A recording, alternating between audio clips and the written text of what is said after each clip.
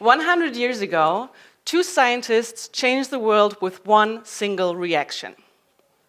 Their names were Fritz Haber and Carl Bosch, and what they developed is today known as the Haber-Bosch process.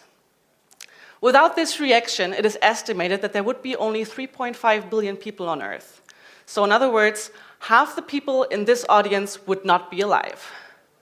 How did they do that? They found a way to react nitrogen with hydrogen to form ammonia. Now, we all know ammonia pretty well. It's what makes our pee smell. But more importantly, it is what we need to produce fertilizers to actually feed half the world's population. Nitrogen is all around us. It makes us up 80% of the air that we breathe.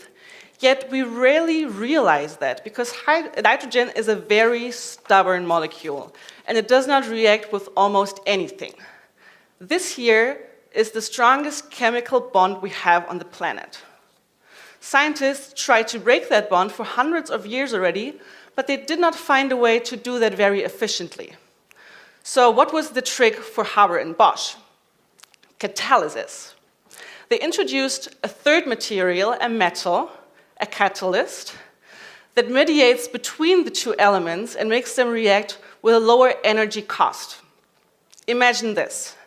You have two groups of friends that you think would make a good match, but they never talk to each other. Because these here are fans of Rammstein, and these here are fans of Justin Bieber. So what do if you want them to meet? You throw a party.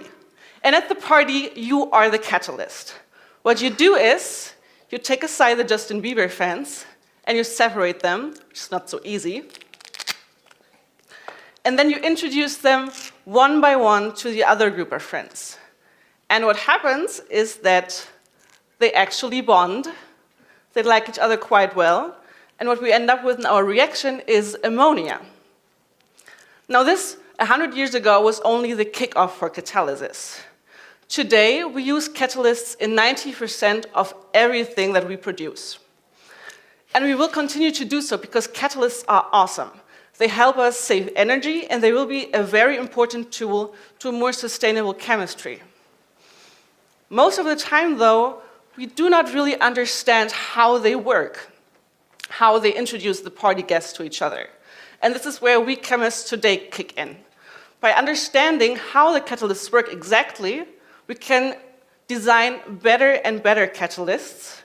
And this is worthwhile because, as you've just seen, 100 years of research can make a big difference. Great, thank you.